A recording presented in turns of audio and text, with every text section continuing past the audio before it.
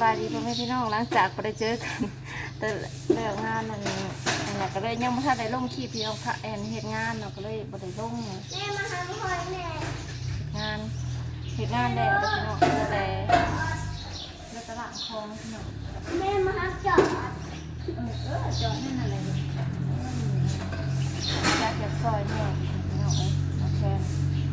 หมั่งเครื่องพี่น้องหมั่งเครื่องว่า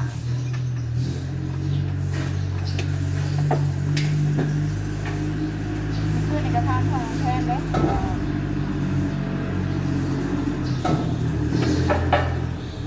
ของแทนเป็นฟันบ่อหลังจากมาเนาะเอาแบบงานเนาะงานแบบพักกันเรื่องไก่แล้วก็พักกันนอนเนาะเป็นงานแล้ว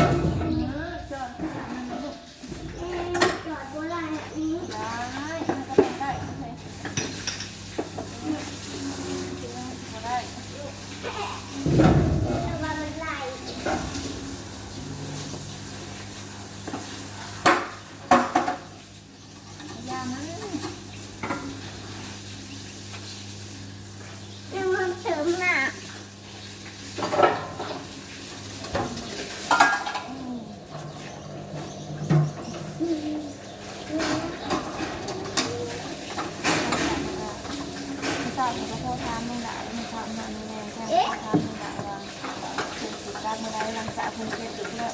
คุณกลับเป็นใจคุณกลับเป็นใจคุณอยากอาบน้ำแห้งโอ้โทรถามเพิ่นเลยแล้วพี่เพื่อนเราจะเอากระดูกไปเลยอังคารไปเลยไปเขาความทันล้วงพ่อพี่น้องเลยเขาความทันพ่อคุณอยากเอากระบะด้วยเมื่อห่อนกระเปิดให้มันเย็นก่อนหนาวแบบเขาความทันเราคนเอาเมื่อเบิร์ดปาดปลาพี่น้องเดี๋ยวกระบะมันทำเบิร์ดพี่น้องเราจะล้างคองพี่น้องบนติดไม่ได้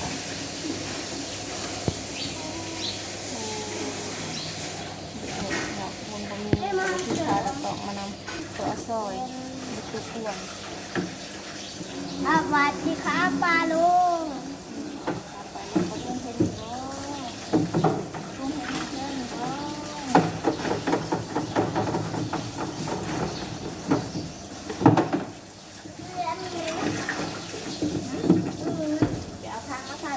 แต่ทางมาใส่ไปหลุดไป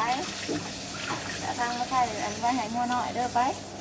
เด้อทำเด้อเอาไว้ให้เคยแม่ไว้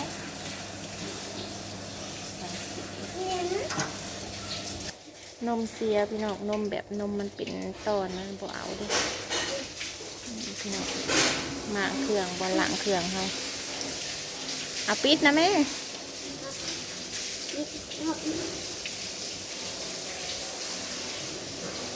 ปิดได้ป่ะ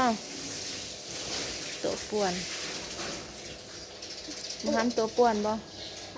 ตัวป่วนหรือเบอร์ตัวป่วนบ่ฮู้งานบอกมากวันนี้เปิด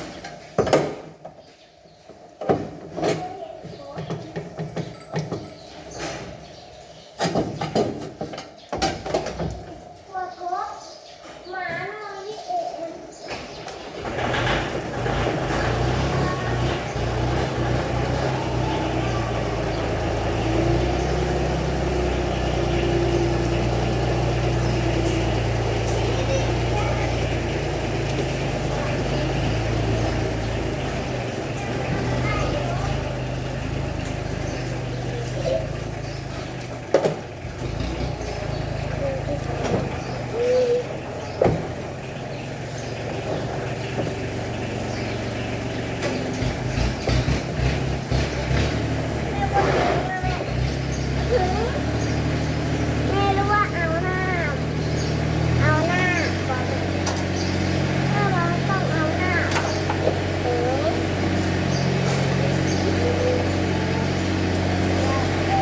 อันนั้นเป็นยัง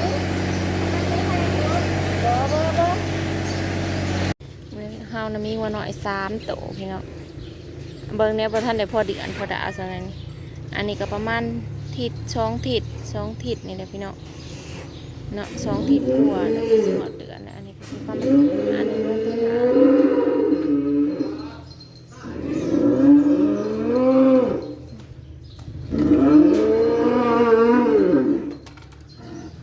น้องพระมาเลยพี่น้อง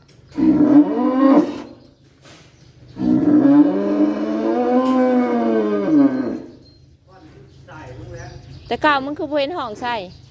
บ่เบิ่งบ่ได้ยอมถือกึ่งตาใส่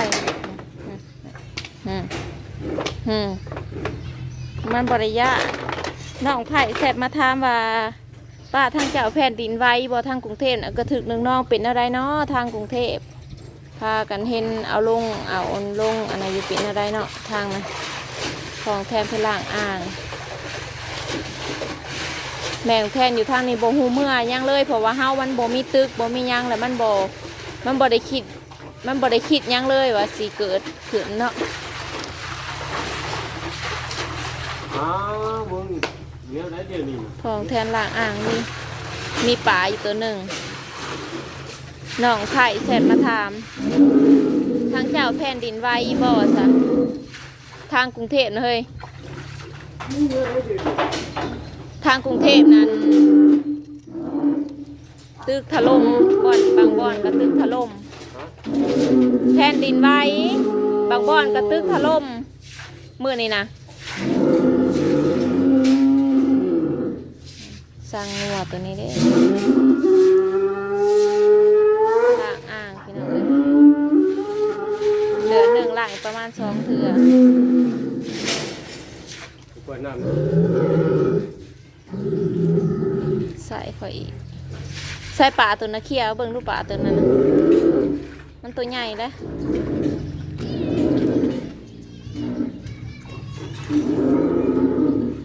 คือของแทนเคี่ยวปลามัน อะไรวะ เลี้ยงสามเก่า เล่นแบบ ฮะ เลี้ยงตัวน้อยๆสามเก่าเนี่ย ปกติมันสิตัวใหญ่เนาะมันได้กินขี้ไข่ขี้หยังขี้ไข่อันน้ำขี้ไข่อันนี้